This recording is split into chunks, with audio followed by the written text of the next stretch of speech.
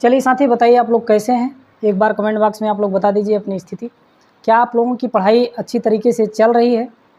क्या आप लोगों के पेरेंट्स जिस उम्मीद के साथ आप लोगों को पढ़ा रहे हैं, क्या उस उम्मीद के हिसाब से आप लोग तैयारी कर रहे हैं? एक बार आप लोग कमेंट बॉक्स में बता दीजिए, क्या आपकी पढ़ाई सही तरीके से चल रही है या नहीं। कमेंट बॉक्स में ज़रूर बताइएगा। चलिए, आज थोड़ा सा एक छोटा सा टॉपिक क्लास 9 के फिजिक्स का हम पढ़ाने जा रहे हैं, जिसका नाम है संवेग।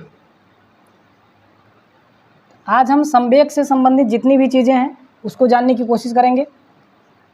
हेडिंग यहाँ लगा दीजिए, संवेग। संवेग को इंग्लिश में कहते हैं मोमेंटम। मोमेंटम परिभाषा इसका क्या हो जाएगा?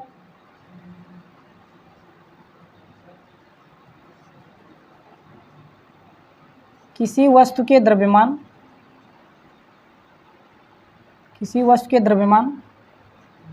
तथा उसके वेग के गुणनफल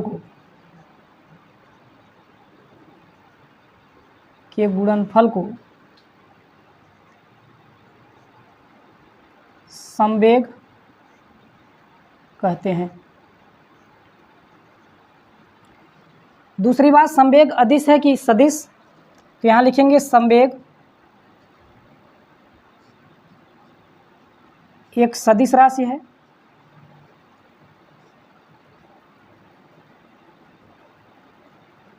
संवेग एक सदिश राशि है। संवेग की दिशा के बारे में अगर कहें तो इसकी दिशा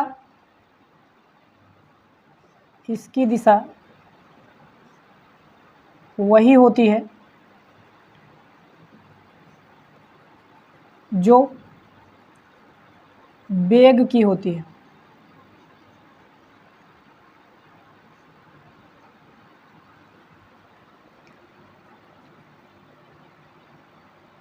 अर्थात हम संवेग बराबर लिख सकते हैं फार्मूला। संवेग बराबर हो जाएगा द्रव्यमान गुणे वेग। माना किसी वस्तु का द्रव्यमान स्मॉल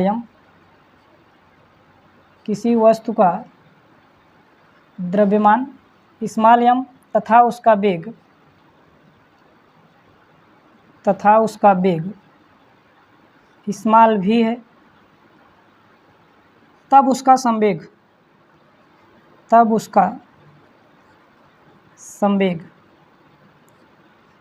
को हम P से प्रदर्शित करते हैं।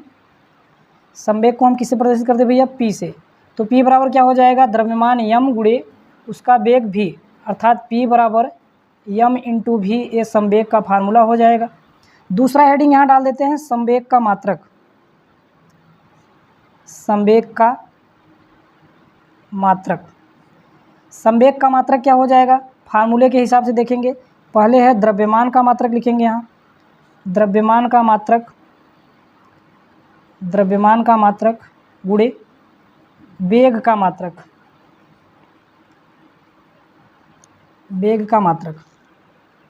द्रव्यमान का मात्रक क्या हो जाएगा? किग्रा। वेग का मात्रक मीटर प्रति सेकेंड, अर्थात इसको हम इंग्लिश में लिख सकते हैं kg मीटर प्रति सेकेंड। ये आपके संवेग का मात्रक हो जाएगा। तो आपको समझ में आया होगा कि संवेग क्या होता है, संवेग का मात्रक क्या होता है, संवेग अदिश है कि सदिश है। इन सभी चीज़ों के बारे में आपको जानकारी मिल गया होगा। संवेग की दिशा क्या होती है? संवेग की दिशा वही होती है जो वेग की दिशा होती है। आप लोग इसको स्क्रीनशॉट ले लीजिए। फिर अगले हेडिंग की तरफ चलते हैं। यहाँ पर आप लोग अगला हेडिंग डालेंगे, संवेग परिवर्तन। अगला हेडिंग क्या डालेंगे भैया?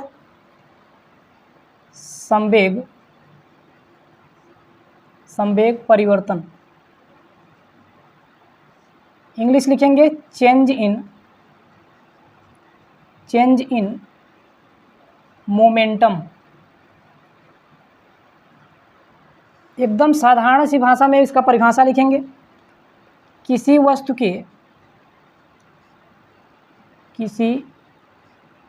वस्तु के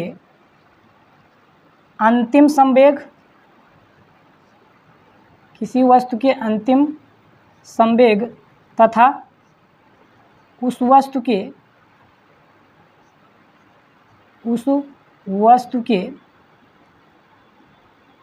प्रारंभिक संवेग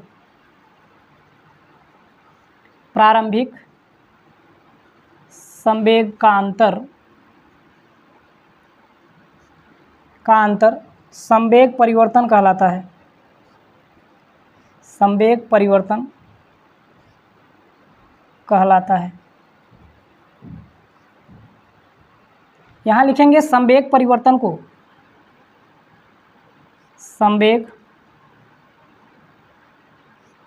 को डेल्टा पी से प्रदर्शित करते हैं। डेल्टा पी से प्रदर्शित करते हैं।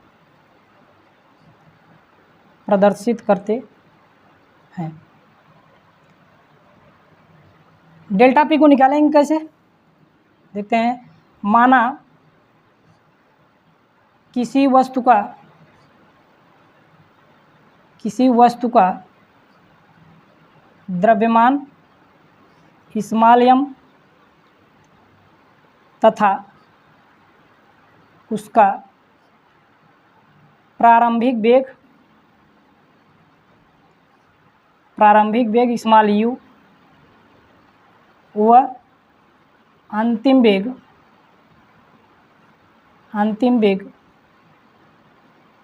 स्मॉल v है। इस तरीके से इसको मान लीजिए एक पिंड है भैया, जिसका द्रव्यमान क्या है, जिसका मास क्या है m तथा इसका वेग मतलब वेलोसिटी आपका v है। प्रारंभिक वेलोसिटी मान लीजिए u है। कुछ समय के बाद इसका जो वेग है वो हो जाता है अंतिम वेग उसका v हो जाता है। मास तो वही रहेगा, मास m ही रहेगा। ठीक है। अब यहाँ देखेंगे कि संवेग परिवर्तन निकलेगा कैसे। यहाँ लिखेंगे संवेग परिवर्तन बराबर संवेग को हम p से प्रदर्शित करते हैं और फाइनल को हम यहाँ लिखेंगे f माइनस संवेग i।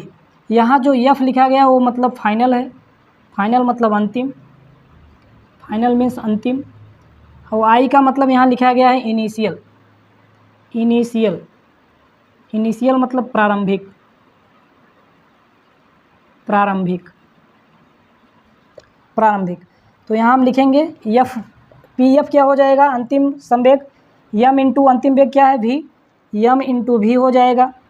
प्रारंभिक संवेग कैसे लेंगे, उसका प्रारंभिक मास क्या है, मास तो वही रहेगा वस्तु का, उसका प्रारंभिक वेग क्या है u। तो यहाँ हम लिखेंगे डेल्टा p का मान आ गया m v minus m u। Delta p बराबर यहाँ लिखेंगे m दोनों में है, कॉमन ले लेते हैं, यहाँ क्या हो जाएगा v माइनस u।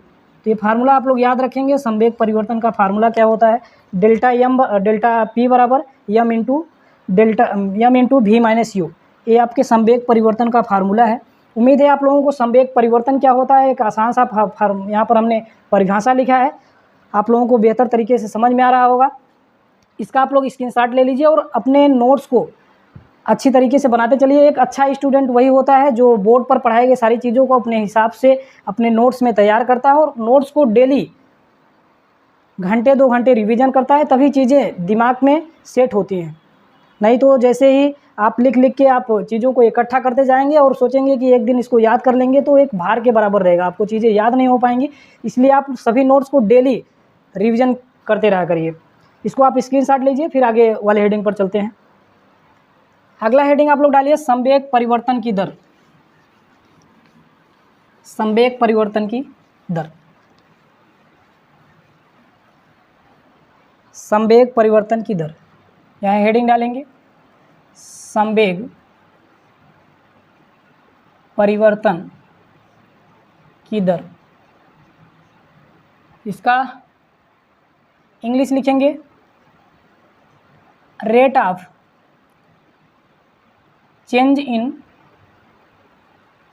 मोमेंटम। इसका परिभाषा लिखिए एकांक समय में एकांक समय में किसी वस्तु के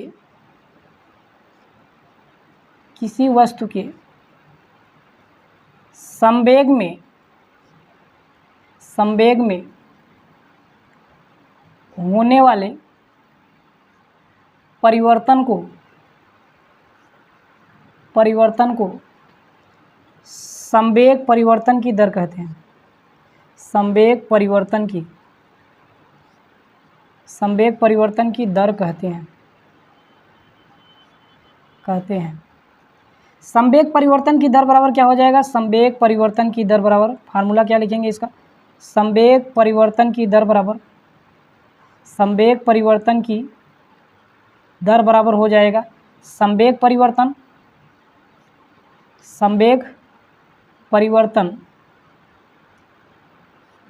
परिवर्तन बटे समय। क्या हो जाएगा? संवेग परिवर्तन का फार्मूला पिछले जो आप लोगों ने स्क्रीनशॉट लिया उसमें हमने क्या फार्मूला लिखा था इसका? संवेग परिवर्तन का डेल्टा पी बराबर क्या होता था? M into V minus U. तो यहाँ लिखेंगे संवेग परिवर्तन की जगह क्या लिखेंगे? डेल्टा पी बटे समय को हम क्या लिखेंगे? Delta T. यहाँ पर फार्मूला की जगह, यहाँ डेल्टा पी की जगह हम उसका वैल्यू रख देंगे M into V minus U बटे डेल्टा टी। ये आपके संवेग परिवर्तन का फार्मूला हो जाएगा। संवेग परिवर्तन की दर, उम्मीद है आप लोगों को संवेग परिवर्तन और संवेग परिवर्तन की दर समझ में आया होगा। ये एज ए डेमो वीडियो है। इसके बाद हम जब भी क्लास को स्टार्ट करेंगे एक नए सिरे से, बिल्कुल शुरुआत से क्लास 9 के फिजिक्स के हर एक चैप्टर को बिल्कुल बखूबी अच्छी तरीके से पढ़ेंगे, ताकि आपको लगे कि फिजिक्स को रटना नहीं है, इसको समझना है। चीज़ें आपको प्रैक्टिकली तौर पर दिखनी चाहिए। फिजिक्स में क्या कुछ होती हैं चीज़ें, वो आपको सामने दिखना चाहिए कि हाँ फिजिक्स में ये चीज़ें होती हैं, किसी चीज़ को रटना नहीं है। तो आज के लिए बस इतना ही, मिलते हैं अगले नए लेक्चर के साथ। आज के लिए इजाज़त दीजिए, तब तक के लिए धन्यवाद आप लोगों का।